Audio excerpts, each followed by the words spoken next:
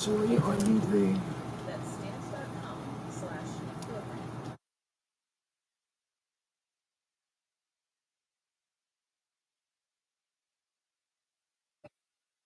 Joy, are you there?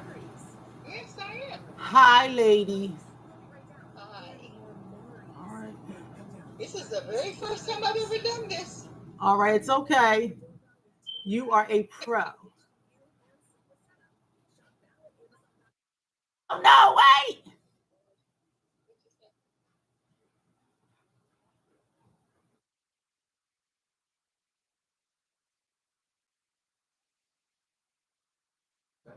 I got a whole set of baby boy. Are you can see me? I can see you, but I can barely hear you. You can barely hear me? I can barely hear you.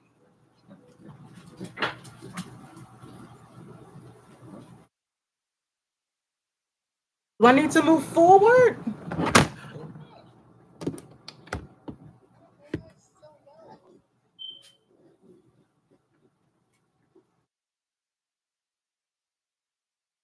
Actually, let me see. Hey, Miss Can I Burke. go out Hey, and come Judy back in? Lynn. Hi, guys. I'm sorry I'm late. Y'all know it's not like me being late, but I had to set some stuff up. And I'm actually gonna be taking notes tonight. Kimble, can I come? Can I go out and come back in? Maybe that's. Yeah, do that, I do can that. barely Dude, be hear quiet. like it's. Not you, Joya. I'm talking to my dog. Yeah, go back out, come back in.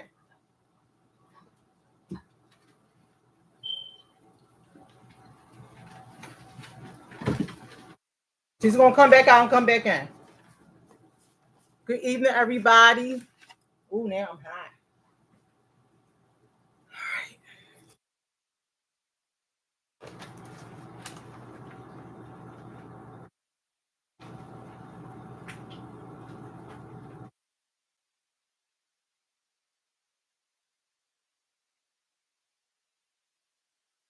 That's what she was saying. Okay, that's the difference. Let me make sure I got my.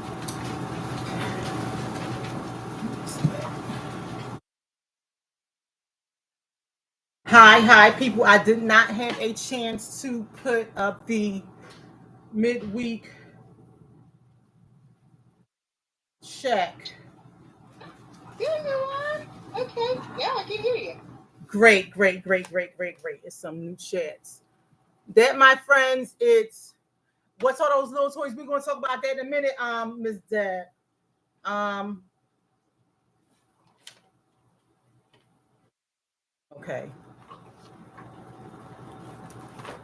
All right. I got some stuff here. So let me just do real quick this our introduction, Joy, and then I'm going to introduce you, and you're going to start your day. Normally, I do a midweek mood check. I did not listen. The phones today, guys.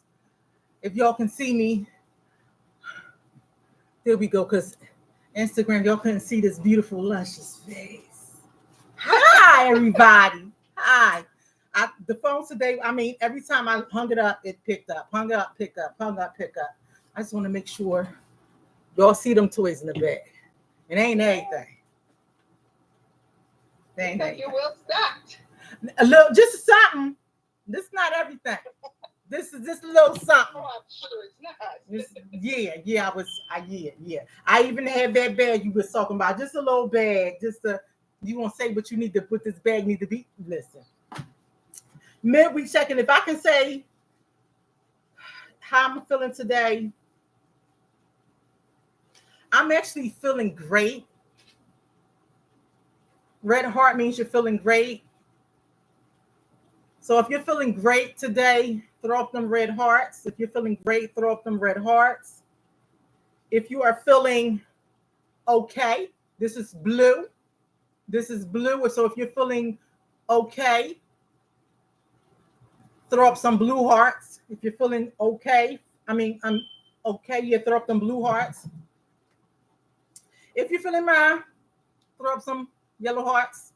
Nah, throw up some yellow hearts. Oh, she got them great things up there. All right, all right, all right, Miss Debbie. If you are feeling things are tough and you are struggling, if you are things are tough and you are struggling, throw up the green hearts. Things are tough and you're struggling, throw up the green hearts. Inbox me, I will reach out to you. If you're having a hard time and you wouldn't mind if somebody was to reach out to you, throw up the purple hearts. Purple hearts. Inbox me, please. I will reach out to you. If you're in a really dark place, put the purple emoji heart up there with the broken heart. The purple emoji, the red. Where's my water? The red emoji heart with the broken lines in it. If you're in a really dark place, please inbox me and I'll get you some contact numbers to contact.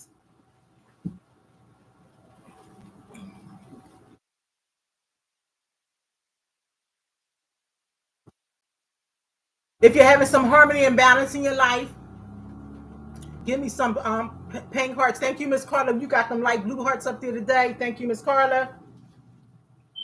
If you're feeling optimistic and uplifting, give me some orange hearts. If you're feeling optimistic and uplifting, give me some orange hearts. Miss Carla says she's feeling relaxed and friendly today. Miss Carla says she's feeling relaxed and friendly. She put up some light blue hearts. Miss Debbie says she's feeling cool, self-restraint, and she has some humbleness going on, honey. I need that today, honey. I need some humbleness. I need some humbleness.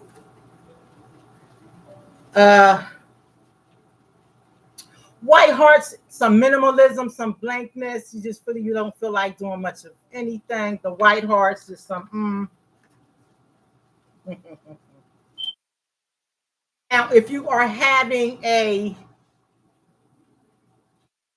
this kind of a day, get them brown hearts up there. If you're having this kind of a day, them brown hearts up there. And my new little friend, fire. The fire heart, if you're frustrated, throw them fire hearts up there. And last but not least, and I did not do this last week. I still got them though. It ain't pop. If you are having some anger and some sadness, throw them black hearts up there. Some anger and sadness, we can process that today. This is the one that you don't want to hold on to a lot. Today, this week I've been having a lot of computer issues on the line at IT, so I did put the if you watch Inside Out 1 or 2, you know what that anger looked like, the little red man with the fire coming out the top of the head. You have to discuss the sadness and anger. This is the one that a lot of people have a hard time processing and discussing.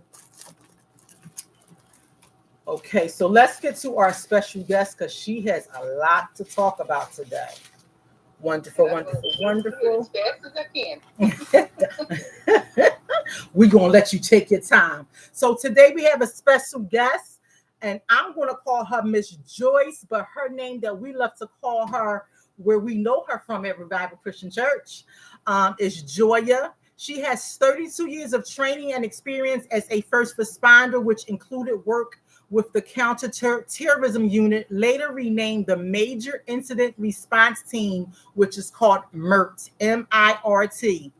Training this specialized unit included simulations of mass casualties, emergency incidents, mock disaster drills, and mock radiology drills designed to help the city develop preparedness plans for unseen incidents. So today's topic is, are you prepared for emergencies? We always say in our world, being stored up and being ready. But tonight she's going to talk about some things that has been going on around the world. Flooding, active shootings. Hey, Melissa. Active shootings and sheltering in place. I have some things here. She's done these classes several times. She's actually given me some information. I really appreciate her because she does not come on social media. So you guys are in for a treat. Okay, you guys are in for a treat. Pay attention. I did not take no notes. I did not study nothing. I will be taking notes tonight. When I say pay attention and listen to her. If you have any questions, please put them in the chat. I will try to pay attention and blurt those questions out as we move forward. If you need to right now, share this live. Share it right now. Share it right now. Share it right now. It is a must. This is some important information because there was flooding in I think Texas. There was some flooding in New Mexico. There was an incident. Was that in a church, Julia?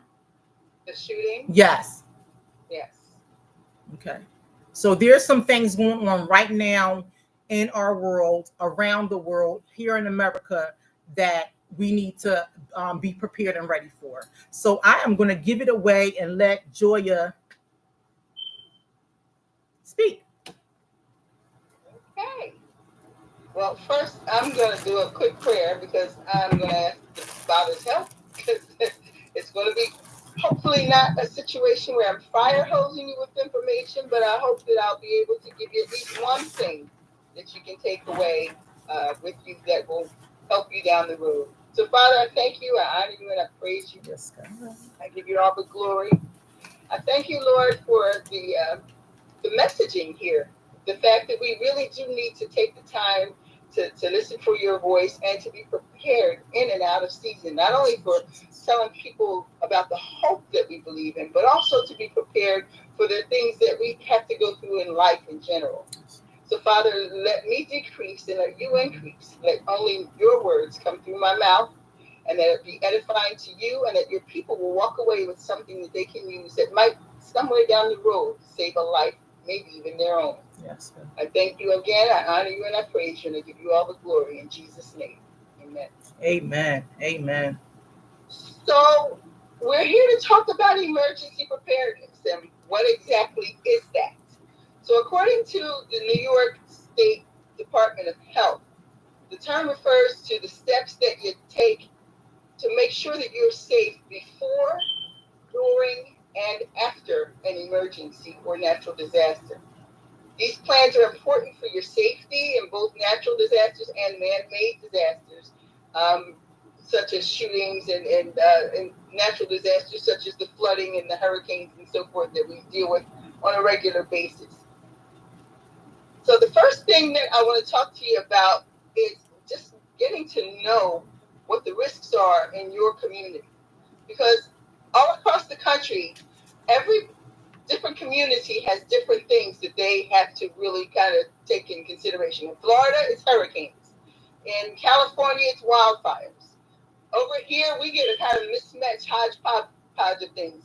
We didn't used to get hit with too much, but here lately, at least for me, and I live in Pennsylvania, very close to Jersey, I get hurricanes coming through. I get tornadoes coming through, high winds, lots of trees falling, flooding. We're getting a mixture of everything as far as the weather is concerned. But then again, as Kimble was expressing, we have to be looking for the man-made disasters and situations too, such as the shootings and so forth. So get to know what your risks are. I don't know if you guys remember last year in April, we had an earthquake actually that came through that we felt the effects of. That earthquake was some 60 miles from Philadelphia. Mm-hmm. It was in Jersey actually, and it was 60 miles away from Philadelphia. However, we still felt the very on the Richter scale. It was only a 4.8, and you don't really see much damage at 4.8.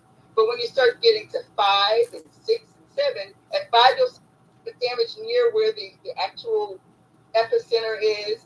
At 6 you'll see destructive stuff, but it'll be once again in a restricted area close to the epicenter. Well, I don't know if you all know it, but we kind of are in a fault zone. there is a fault that runs up and down the mid-Atlantic region called the Ramapo Fault, and it runs through New York, New Jersey, and Pennsylvania. Wow. And it runs for a distance of 185 miles. But the biggest concern about all of that is, although they only have had small tremors, relatively small, 4.8 being one of the larger ones, it runs in proximity to the Indian Point nuclear plant in New York. So if something major was to happen in that area, you would not only be dealing with the earthquake of it, but you would be dealing with possibly some radiological issues as well. So it does pay to know what the risks are in your area. You want to know if you're sitting in a flood zone. A lot of the Philadelphia area is low-lying area. So you might want to know if you're in an area that's prone to flooding, because flooding happens at the drop of a hat. I don't know if you all were paying attention what happened in Texas, but flooding is something that doesn't happen. Um, well, I won't say it doesn't happen. It happens regularly, but we don't usually see it on the scale that we saw it. All right, so when you hear about rain falling and you get 24 inches of rain, that's 2 feet of rain, which really, people don't pay much attention, but still a lot. 24 inches. When you're talking 1 or 2 inches, people, are getting a little antsy. But at 24 inches of rain falling, that's huge. But in Texas, it was 24 feet of water that fell in less than an hour. 24 feet. Now, if somebody was paying attention, like I heard of one lady who was there with her family in that area when that flooding took place. She was there with her family. They were tubing down the river. And she happened to notice that the river was suddenly starting to rise very quickly. She had situational awareness, is what we call that. She paid attention to what was going on around her. She said, you know what? These people are still going down this river, but I'm seeing something that's out of the norm. And I'm going to grab up my family and I'm going to talk to as many people as I can say something to, and we're getting out of here. And that family and the people that lady spoke to were saved. They did not perish in that incident. And it was because she happened to be somebody who in her mind was paying attention to what was going on around her. And that's the important part about planning. You have to have what we call situational awareness. So we're going to get into a little bit of the things of, where you can find your risk assessment in the Philadelphia area. And I'm going to speak specifically about the Philadelphia area since that's where I am.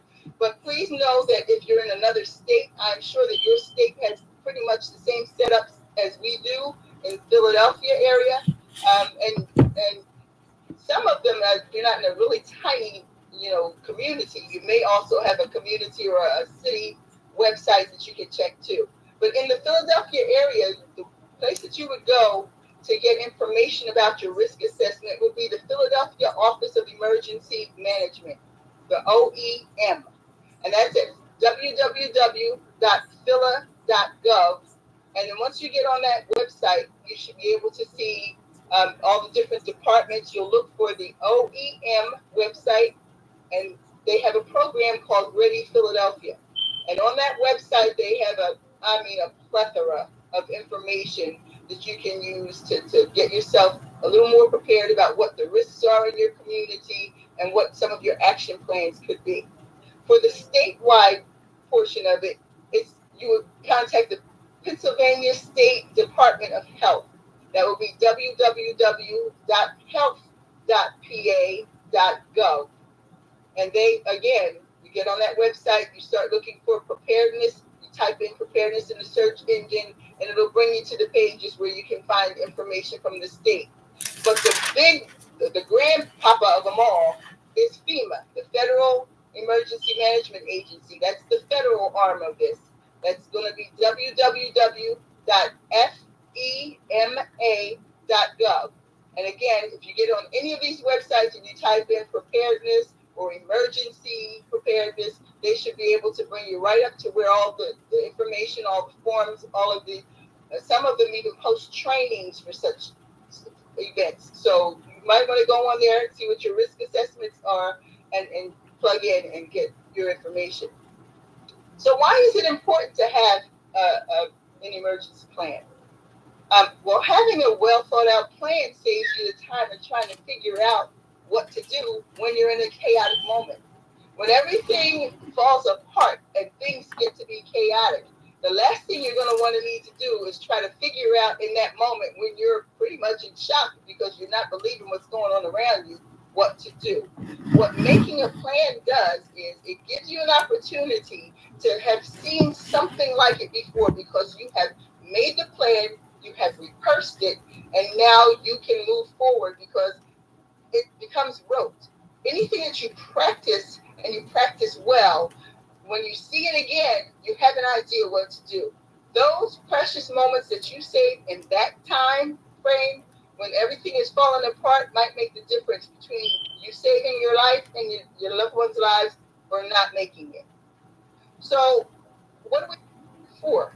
The types of plans that we make could be for fires, for medical emergencies, for power outages, for water emergencies, natural disasters, hazardous material incidents like I guess it was last year or year before last when the water treatment plant went out. They had chemicals that were spilled that could have been hazardous, and suddenly you couldn't drink the water. Technological disruptions, you know, all of a sudden the electrical grid that they keep talking about, the boogeyman goes down, and yeah, you don't have GPS, you don't know what to do. Home accidents. Accidents happen every day. And people kind of take it in stride, but if you have a plan, sometimes even with that, a plan can save precious moments. Plans can be as big or as small as you want them to be. You have to decide what things are important to you to prepare for. And then you're going to want to talk to your family members. You're going to walk through making that plan, get everybody on board, and find out what that emergency might entail. You're going to sit down and brainstorm for every possible eventuality that you can think of. You're going to determine who's going to be responsible for what and for whom. I know as a kid, we always in my home had fire drills. We actually would get together at certain times, several times a year actually, and my parents would expect us to follow through. So we knew as kids, if a fire broke out, you get yourself out. If you can grab one of the little ones, I'm one of four. I'm number two in line of four. Okay, so my older sister and I both knew that we had to grab a kid. If no adult was around, we had to grab a kid and get out the house. So these are things that we practiced. We had a designated place where everybody would meet up. If everybody got separated, if you could get out of that house, you were expected to go to that meeting place. And in fact, we had more than one meeting place. We had two. We had one that was up the street in front of back then they had call boxes. And we would go to the neighbor's house and stand in front of their place where we were far enough away, we weren't in danger, but we were still in eyesight of the house and our parents or whoever else was coming out of that property, we could see each other. The other place was around the corner at one of the stores, a lady who had a clothing store around the corner. It was a little neighborhood place, but we had at that we actually talked to our neighbors. We had a community. You knew who your neighbors were. You knew who you could rely on. You knew who to look out for. And so these are things that we kind of lost over time, but I really think that we really should start making an effort to get to know people because you never know where your help is going to come from. Okay, you need to rehearse that plan with your family so you become familiar what to do and who you're responsible for. And then you're going to fine tune it. When we had our fire drills at home, we would go back and say, okay, well, it took this person too long to come out. This person didn't grab whatever they were supposed to grab, and we would fine tune it. We would actually critique it so that the next time we did it, we tried to do better each time. And lo and behold, that actually came into play for us as children. My mom was a lady who didn't go to college until she was in her 40s when my youngest sister started grade school. And as she was going to school, she kind of left the older two, myself and my older sister, in charge. But we knew who the neighbors, we knew who we could rely on if anything happened. Well, lo and behold, a fire broke out 2 doors down from us. And unfortunately, we had a neighbor who perished in that fire. He was an elderly man, couldn't get out the door. He fell actually right blocking the door, and firefighters couldn't get in to get to him. But that also delayed them in being able to really fight that fire. So when we smelled smoke, we grabbed up a kid and we took off out the house.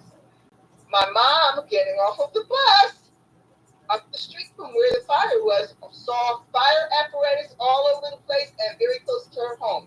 Of course, she was in a panic, but as she got closer, she realized that we had put the plan that we had practiced over and over again in action. So she was not having to worry about the fact that we maybe were overcome by smoke or whatever else. She was able to rest easy that we got out of the house and the plan worked like it was supposed to. So these are the important things that you think about. Um, Often, over the years that I was a first responder, we would see situations where there would be fires and it would be a loss of life, and mostly children.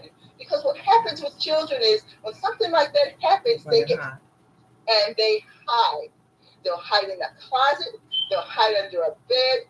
They just want to get where they feel safe in their minds, but not realizing that getting out of the house is the most safe place to be.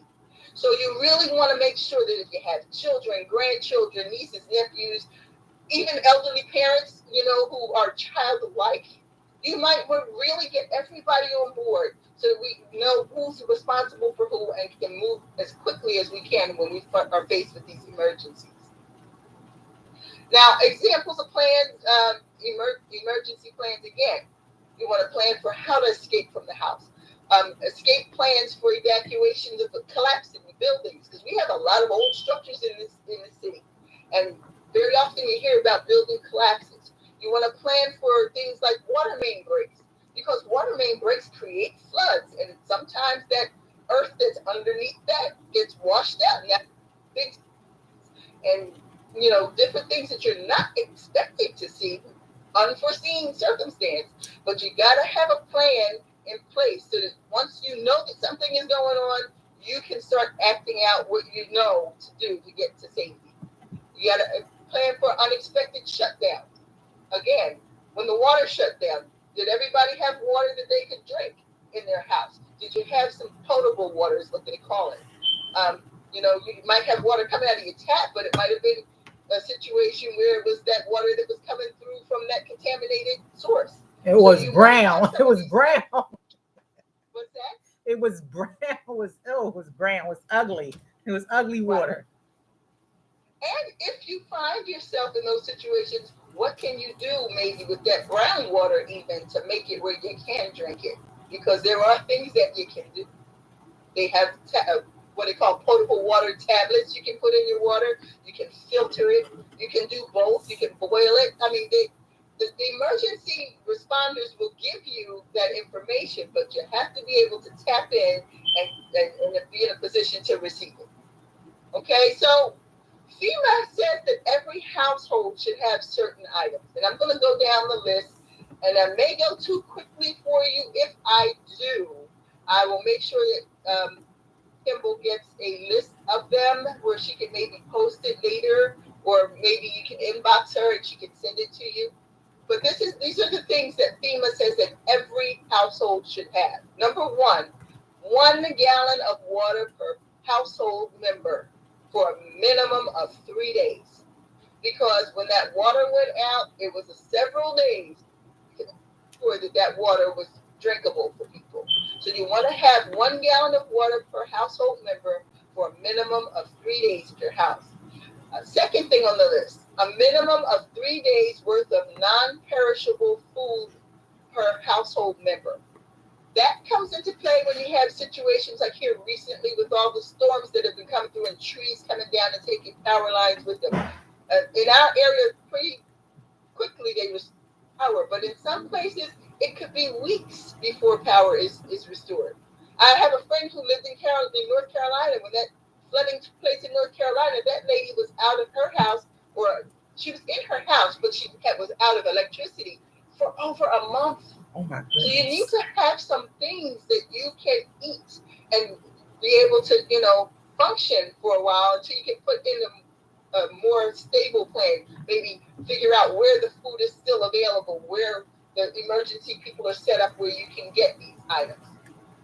You want to have a manual can opener, one of these things. Old school. You want to have one because if the electricity goes out and you only have those non-perishable items that come in cans and they don't have a zip top, you're going to be in trouble. You won't be able to open them. So you want to get one of these manual, old-fashioned can openers. You want to get they're pretty easy to come by. You might want to get a small one, but I have a large one that pretty much covers everything. I came from Sam's Club. Joy, you went out. What was that again? What's that? You went out. What did you say that was? A first aid kit. A first aid kit. Right. So you're gonna have one of those on hand because okay, I'm gonna give you I decided I wanted to cook one day. I wanted to cut some things. I cut with using a mandolin. The mandolin slipped and I cut my finger all the way down to the bone. If I didn't have some means of putting some type of a pressure bandage on my finger, I would have been bleeding for a very long time. Now, with that, I put a bandage on my finger, but it wouldn't stop bleeding. I ended up still having to go to urgent care. They had a hard time to stop bleeding. So that you can, at least get to a place where you can get more help, somebody who knows more than you, so that you can, function. The next thing you should have on the list is a whistle. Now, the reason why you might want to have a whistle is, again, with these older structures, see it in other countries as well, when they have building collapses or earthquakes and things fall. If you think about even 9/11, when that whole thing happened, whistles would have been invaluable because it allows you to be able to let people know that you are under that rubble and about where to be.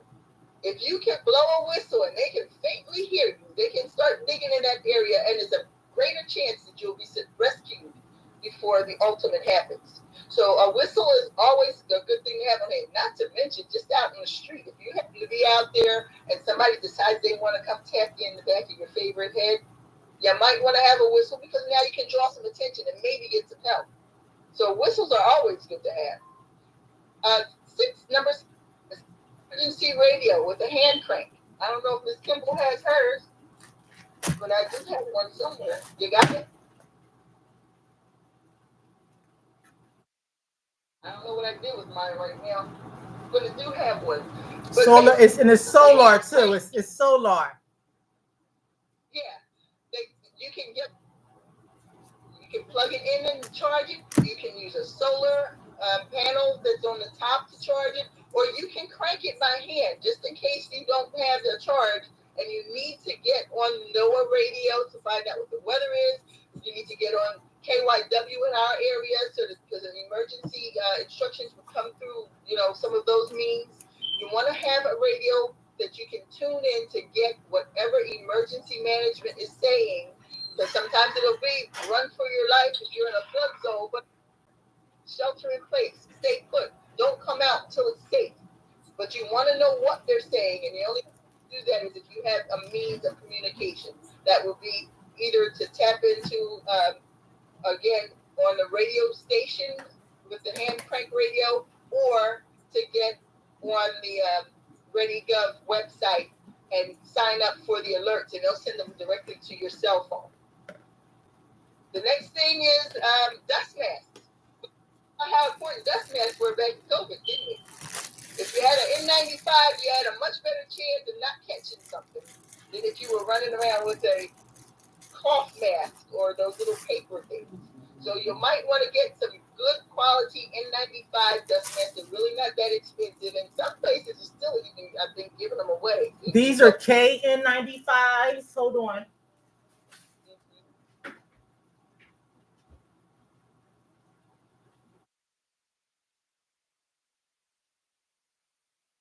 And these are the N95 she's talking about. Right. Okay, so then you want to have some of those in place, especially if you're someone who is prone to having breathing issues, asthma issues, allergy issues even. Those are invaluable. The next thing on the list is wrench and pliers. The reason why you might need those is in case you come across a situation where, again, we have old infrastructure in the Philadelphia area. How many times have you heard where water main or God forbid, if it ever happens, where you have a gas main that breaks? You want to get yourself where you're safe. So if you have these wrenches and pliers and you have time, they're not telling you to evacuate from your house, you might want to shut off the things that might bring the death to you, because gas will overtake you. The reason that funky smell, it will kill you. And you need to know where to use those pliers. So I know people who have pliers and wrenches, but they have no clue where their gas main shut off is. They have no idea where their electrical shut off is or their water shut off is. Learn to know your house. Get to know where these things are, because that may make a big difference down the road. You want to have flashlights. I have a flashlight probably every room in my house, because during these storms, the lights go out, and I don't like sitting in the dark. And one thing that there you go, solar flash. I love it. Solar lantern. You can have those. They even have the ones at the dollar. It doesn't even have to, it could be these little things. $1.25. They're battery operated, but they'll in the dark, at least for a period of time. Extra battery, always keep them, because you never know when you're going to need those as well. Baby wipes, plastic bags, and plastic ties. Now, why in the world would you need baby wipes, plastic bags, and plastic ties? I ain't take all that out. What's that? I didn't take all that out. All that stuff is downstairs in the but I have it. Yeah. But those things come in handy because, again, they keep telling you about the boogeyman of the electrical grid, and that if that ever goes down, please understand that your toilet won't be flushing for long. It takes electricity to pump that water, and without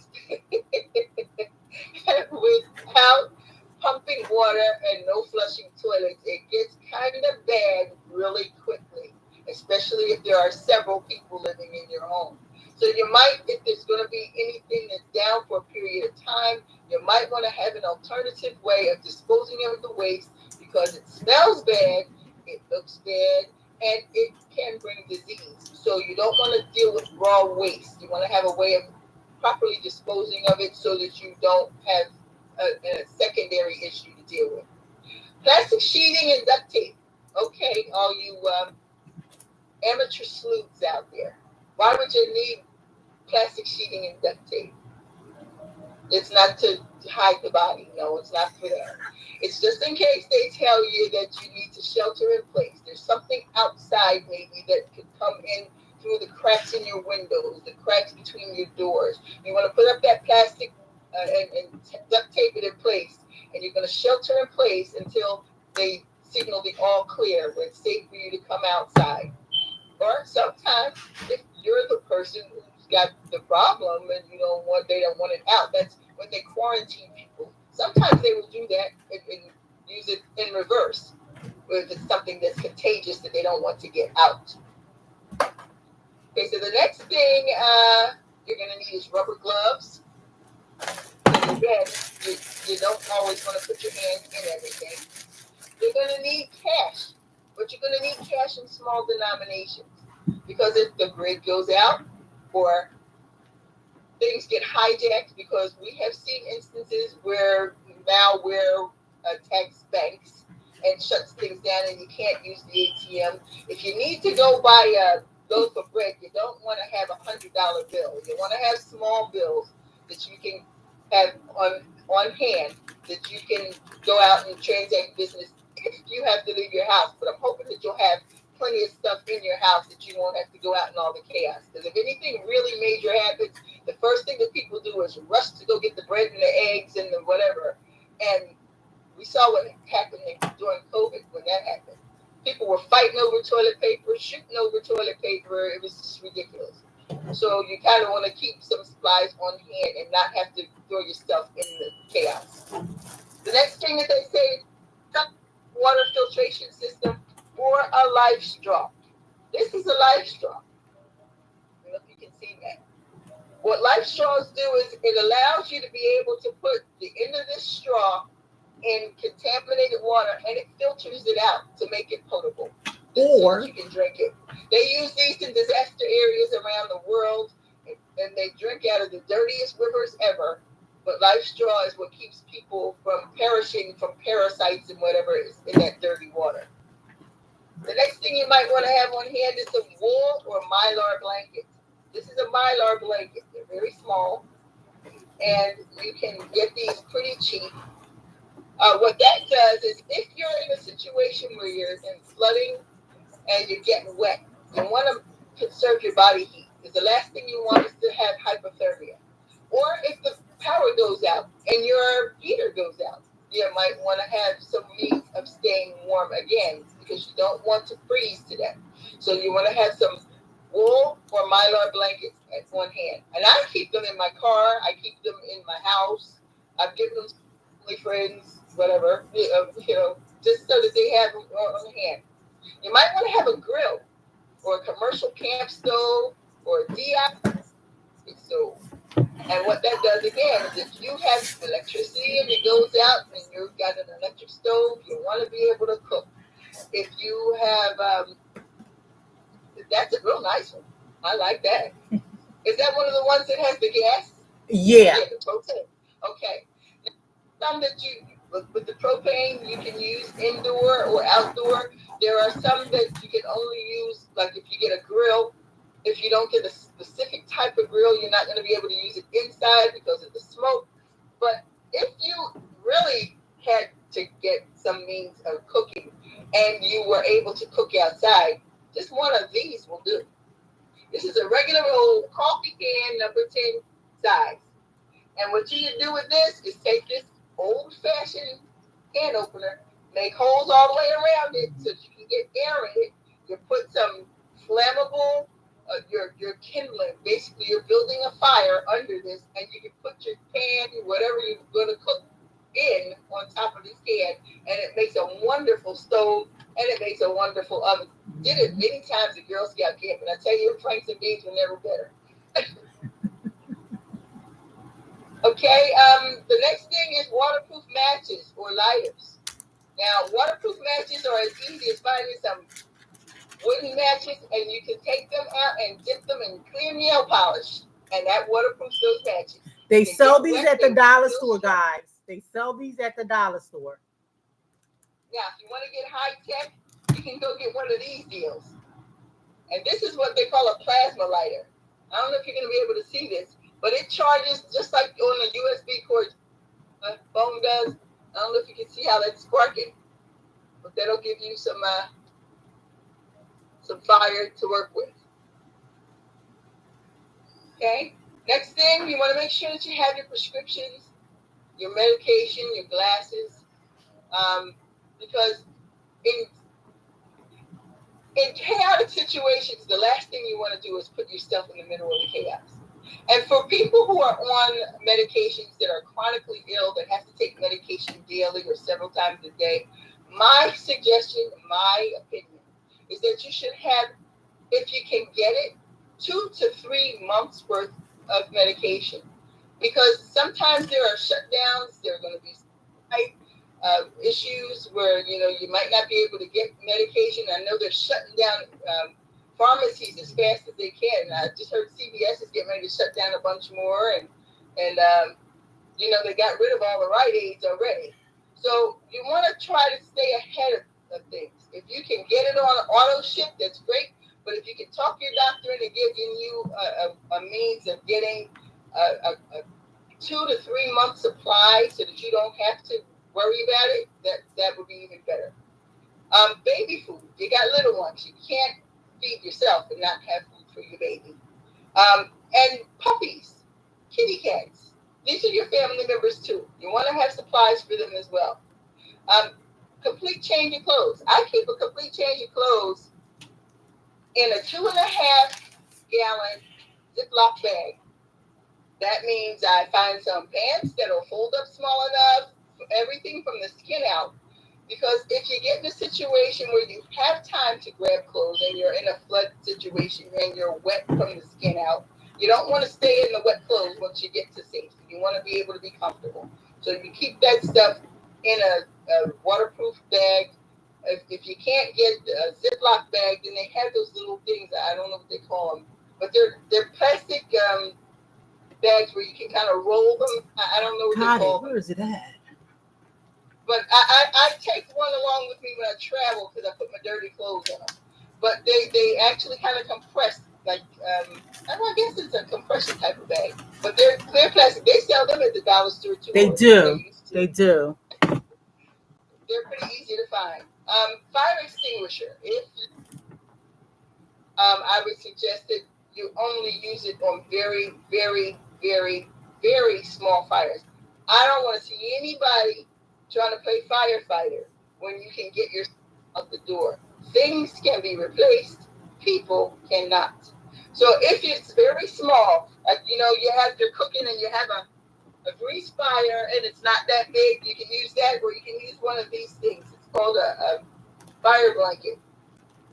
Now you want to be careful with these because they have fiberglass in them, and that fiberglass can get in your lungs. So you want to be careful when dealing with these. You only want to deal with them in an emergency, but they will smother the fire. And these are reusable, actually. If we're Preparedness Month.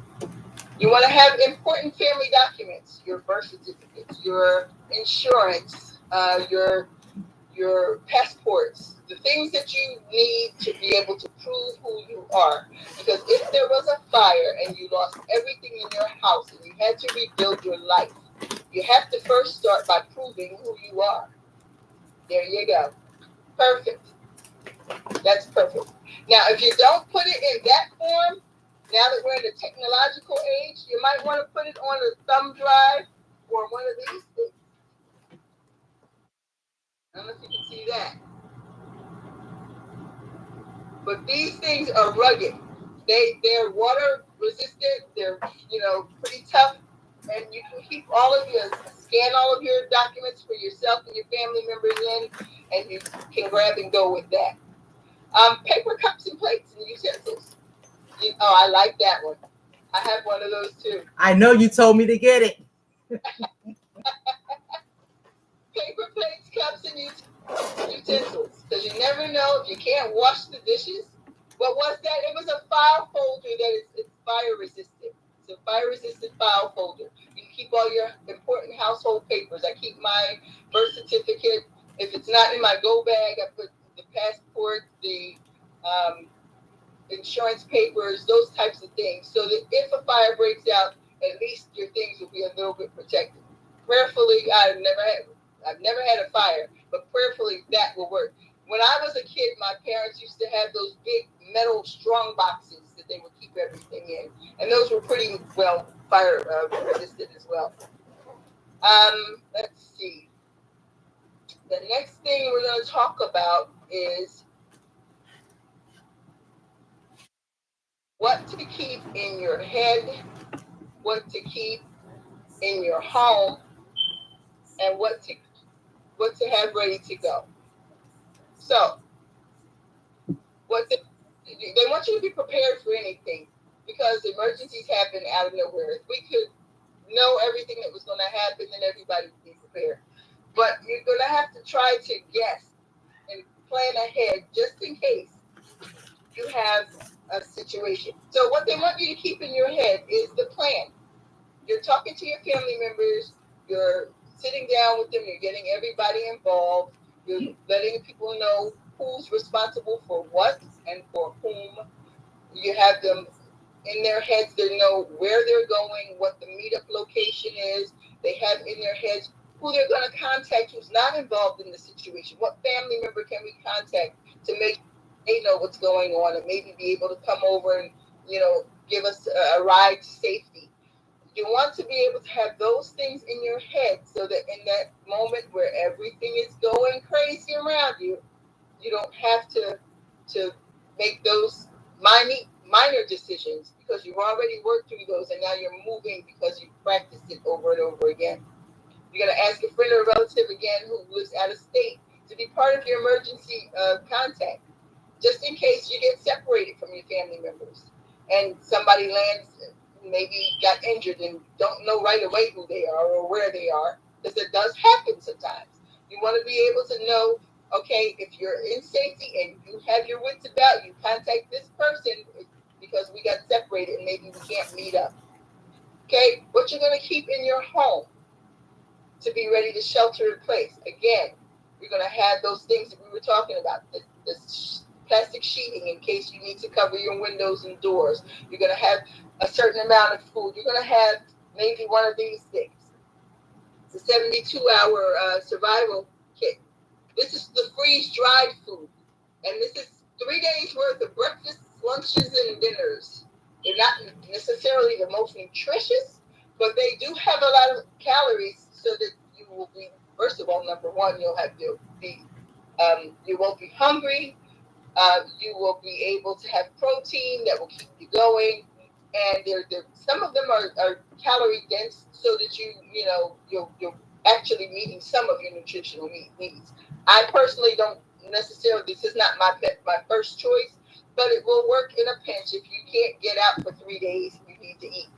So you're going to make sure that you have some non-perishable stuff. Again, cans, dried beans. I like beef sticks. I keep them in my go bag. They're grass beef that they don't have any preservatives in them. They come from Paleo Valley. I keep them around for a quick pick-me-up. They're quick protein, and it gives you energy. So you want to keep some of those around. You're going to make sure that you have, again, your means of keeping in touch with emergency management. You're going to keep KYW in this area. You're going to keep KYW on so that you'll know what's going on and find out what the latest instructions are. Now, here's true fact.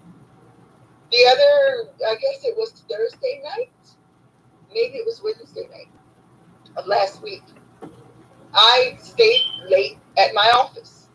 It got later than I was expecting to stay. Well, as I was walking out the door, I'm hearing boom, boom, big thunderstorm going. I'm like, oh no, I'm going to have to drive home in the rain. But just as I set foot outside, the emergency broadcast came over and said, flash flood warning. This is a life-threatening event.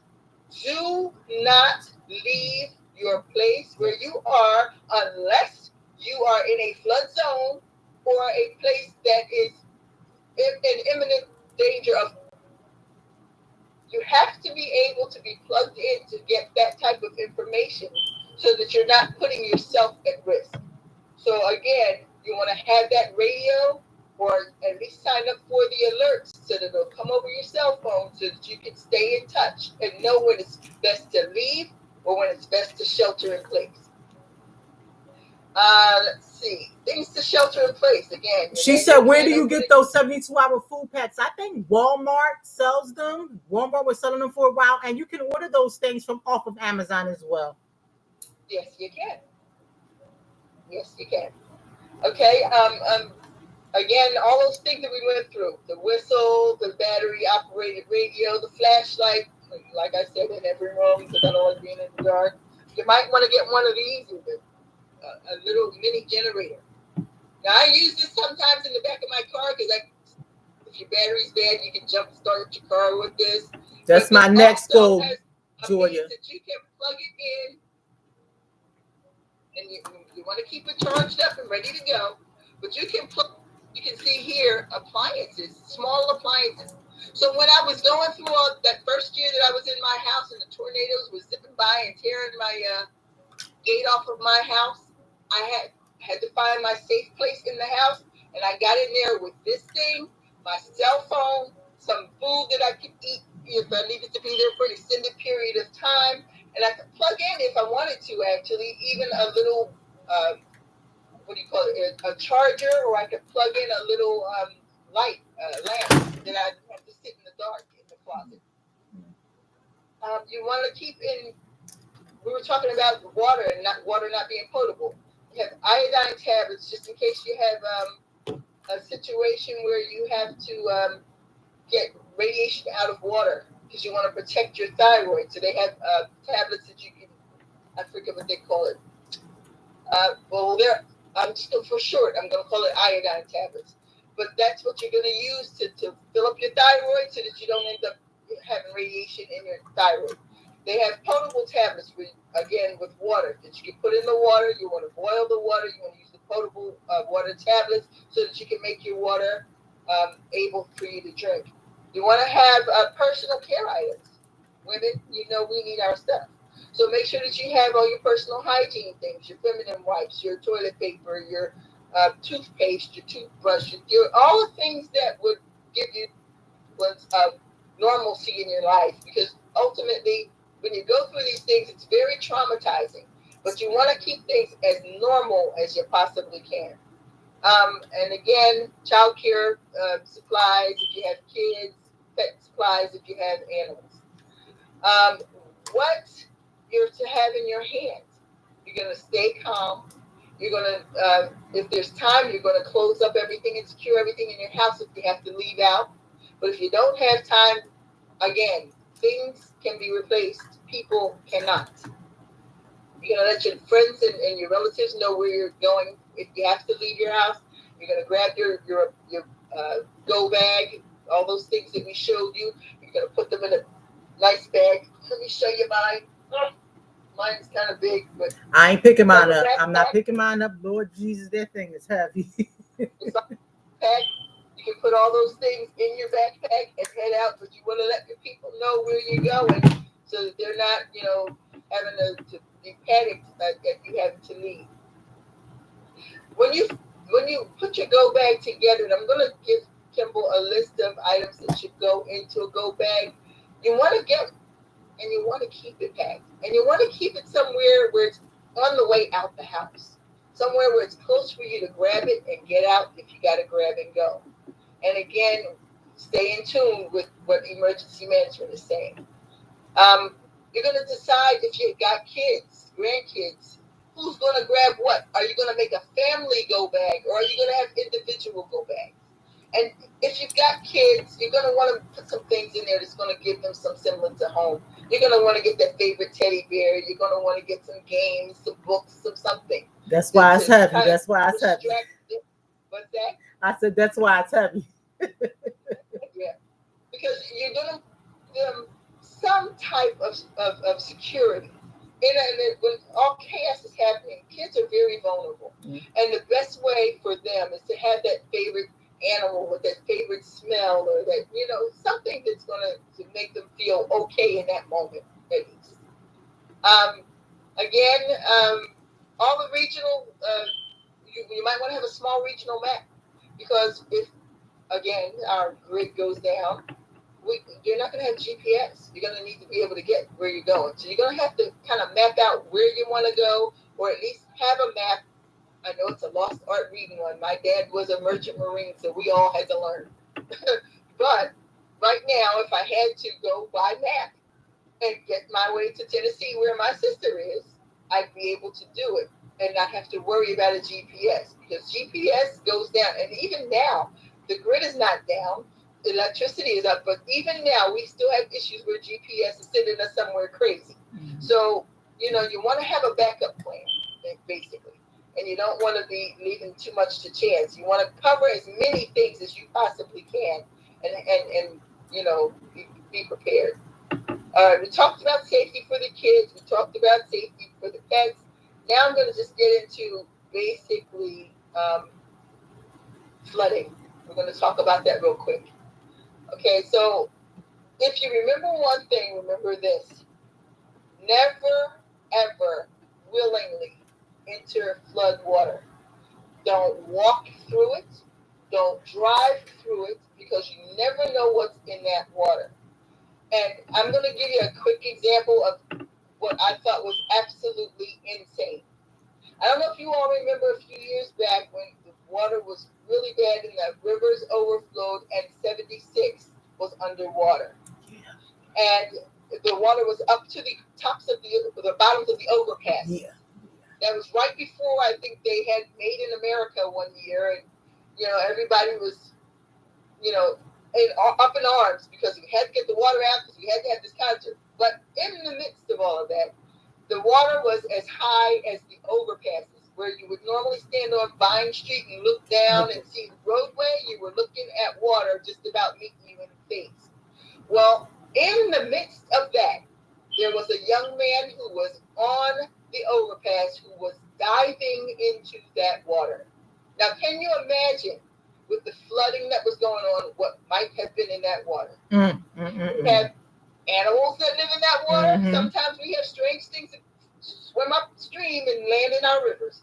We have potential hazmat because you've got cars with gas and chemicals and all kinds of things, just debris floating around. Skookle dove in that water and cracked his head on the car and broke his neck.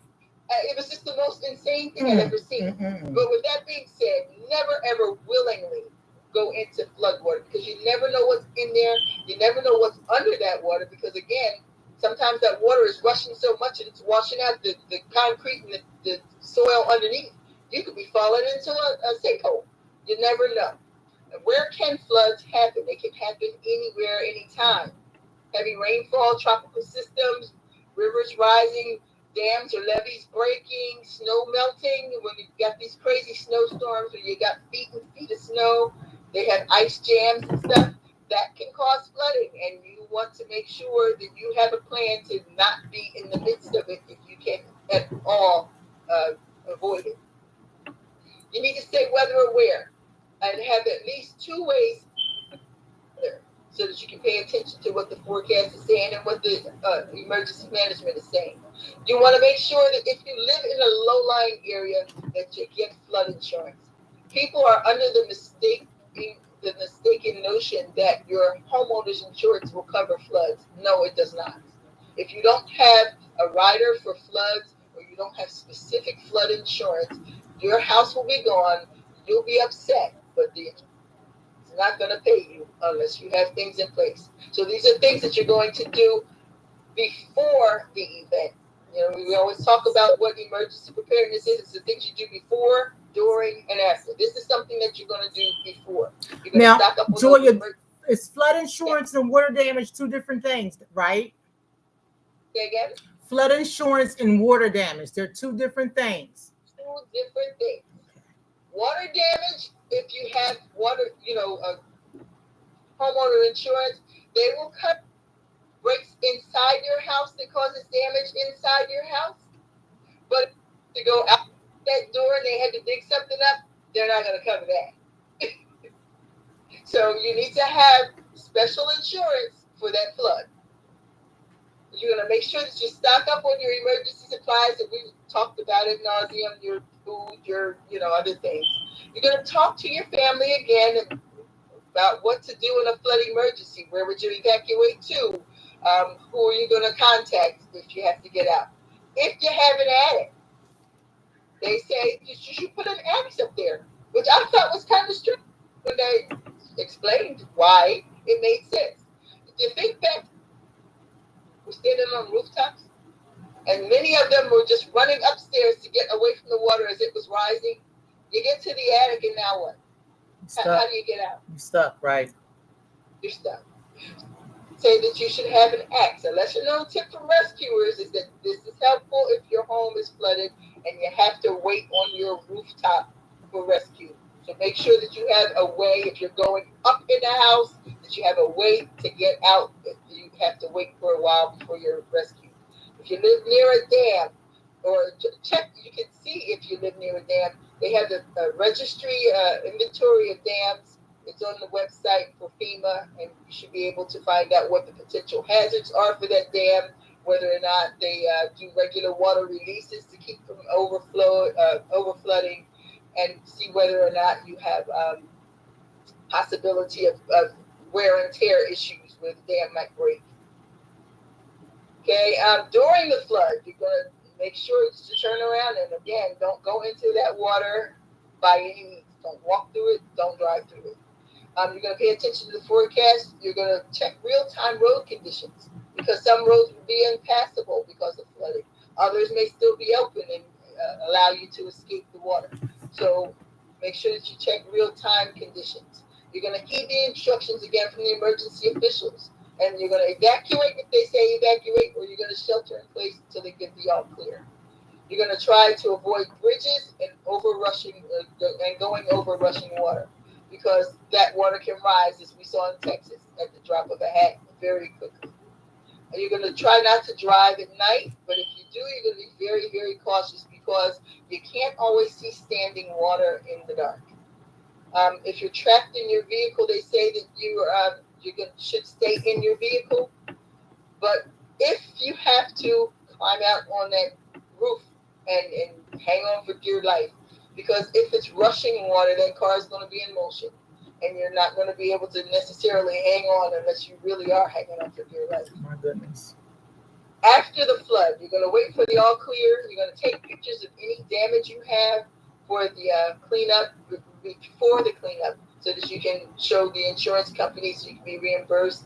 You're going to continue to follow all the emergency instructions. You're going to continue to avoid the flood water because it takes a while for that stuff to dissipate. And you're not going to touch any electrical equipment. And you're going to pay attention when they set up these roadblocks and say, no, you can't go around here. Because over my time as a first responder, we have set up blockages where people were not supposed to go around, but they think it means for everybody but them. And I remember having a situation where I was sitting there waiting for someone to come from the electric company, because not only did we have a flood, but we had down trees and live wires. And these people were still trying to go around to get into a situation that could have, ended disastrously. So when you see the emergency blockade, you see the crime scene tape, you see the cars with the flashing light, please understand it means everybody. It doesn't matter that you live right there, because that's people run up and say, "Oh, I live right there." But we can't have you going into a situation where your life might be at risk. And afterwards, again, you're going to be aware of any animals. People have snakes, they have alligators, they have all kinds of things, pets. So, care of the water and what may be floating around in it. Okay, real quick, I'm going to talk about active shooter situations, because we have had situations with I'm doing terrible in time here. I'm almost 10 o'clock now. My gosh. If you're involved in an active shooting situation, if you see something, say something. If you see anybody you got guys coming in who got on overcoats, masks, hoodies, and it's 93, 99 degrees outside, that's kind of out of place. So you might want to figure out why it is that they're doing it, but you want to do it after you dial 911 and get out the way. If you see it, say it. Before you run, you got to know where the exits are. When you're out, once again, situational awareness is key. You're going to need to get out there. And when you're out, look for your closest exits. Know where you can run to escape. You should have at least 2 exits that you can identify if something starts to happen. Look for to hide. Is it going to be under a table? Is it going to be behind a bookcase? Is it going to be behind a what do you call those, metal file cabinet? Whatever, because it happens everywhere. It happens at home. It happens in churches. It happens in public places. You need to be able to figure out what the difference is between cover and concealment. Concealment means I can't see you, you can't see me. Cover means I can't see you, you can't see me, but your bullet can't get me either. You're going to look for something, a concrete barrier, something that you can get behind and absolutely be safe.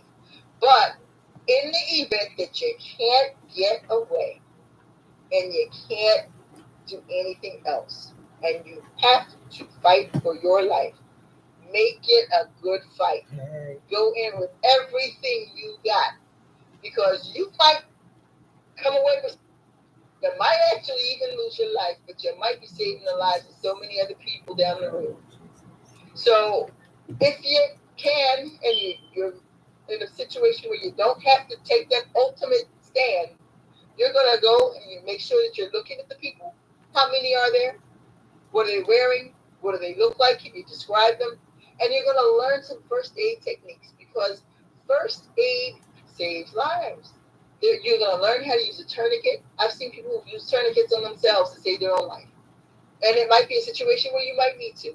So you're going to learn how to do some of these first aid things. They have classes on them from time to time. If you can get in some of those classes, you want to do that, because Again, it could save your life or your family's lives. When you're visiting a building, such as a shopping center or a health facility, take the time to identify the two nearest exits, and get in the habit of doing that. Every time you go out, just train yourself to know how to find a way out or somewhere where you can hide if you need to. Sign up for, they have active shooter training. Sometimes they offer it, and mostly in Pennsylvania, it's going to be in the western part of the state. But sometimes it's worth it to drive out there, just so that you know. Or sometimes they even put things on, video on digital assets where you can go in and check it out. Keep, well, I'm sorry. That's what you're doing to prepare during an active shooter situation. You're going to run. You're going to get away from the shooter, put as much space between you and them as you can. You're going to leave your things behind because things, again, can be replaced. People cannot. You're going to dial 911 as soon as you're in a place of safety, and you're going to describe those shooters, like I said. If you can't get away safely and find a place, get out of the shooter's view and stay very quiet. Make sure that your phone is on silent. You're not drawing any attention to yourself by moving too much or making any noise. And you're going to make sure that you try to communicate with the 911 people as quietly as you can if you are able to get that call out. Because again, you're the person who might be the first person calling that in, and you're the one getting help there. And again, if you got to fight, make it a good one. Make your best stand. And if you can kind of signal, sometimes two or three people who are close together, and they recommend if you're going to be in a situation, you don't bunch up because they don't want to have a situation where they can come and just spray and get a bunch of people all at one time. They encourage you to spread out. But if you can catch somebody else and you see that shooter and he's in a position where you guys can ambush him, try and work on some hand signals, something where if you got to take that leap, you have some help and you're not just trying to fight this person alone. Afterwards, make sure that you follow, again, law enforcement's instructions. Don't just jump up and run because you heard the police are down the hall, because they may mistake you for the shooter or one of the shooters. They have to clear a building, so they're going to walk past some people who are injured and hurt. But if you're jumping up behind them, they may mistake you for someone that you don't want to be mistaken for in that moment. So you stay in place until they give you the all clear so that you can safely exit the situation.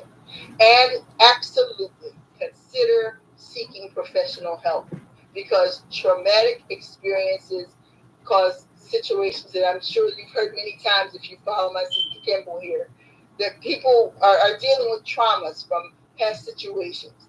And it's horrific when you have to go through things that are not normal and you have to try to make some normalcy in your brain about something that clearly is not normal.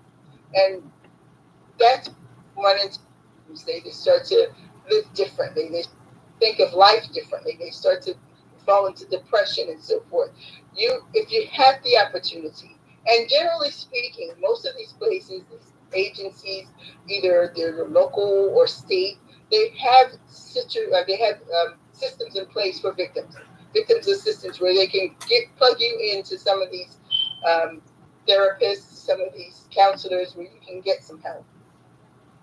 So again, you're going to get plugged into the city of Philadelphia. If you're in the area, it's going to be Ready Philadelphia website. That's going to be www.phila.gov. And you're going to make sure that you fill out your family emergency plan, and you're going to fill out your health information plan so that people will know what your family's specific needs are as far as medications and so forth. And now that we know the basics, it's time to start planning. So let's get at it. And that is it. Wow. My notes, I honey. tried not to fire hose you. Listen, Joya, every time you do this, it just blows my mind. You're so awesome. You're awesome. Guys, I hope you took notes. I hope you shared this on your page. Go back and listen to this. You know, Facebook does delete the viewing of this. So if you want to, I did do this on YouTube. You can go to YouTube, subscribe to the page. You can always go back on YouTube and listen to this over again. Joya, you are so very informative. You are a space nerd, like I'm a space nerd. I did write down the websites. I do have those emergency planning sheets that she was telling me about. I also have the FEMA checklist because again she gave me copies, so I'll scan these things and I'll put them on um, the Cottage House page. I'll try to put them on Instagram and YouTube. Um, she may be a post another time to come on again, maybe in the winter to do this again because it needs to be done semi annually for everybody to make sure we're doing what we need to do for ourselves. And this is something that we need to be sharing all the time. I really appreciate you. And it's 10:01, so we need to get off of here so we can go on our Revival Christian Church and joining our colleagues for corporate prayer. Thank you, Joya. Thank you so much, guys. You enjoy the rest of your night. Have a good night, people. Good night. God bless you all.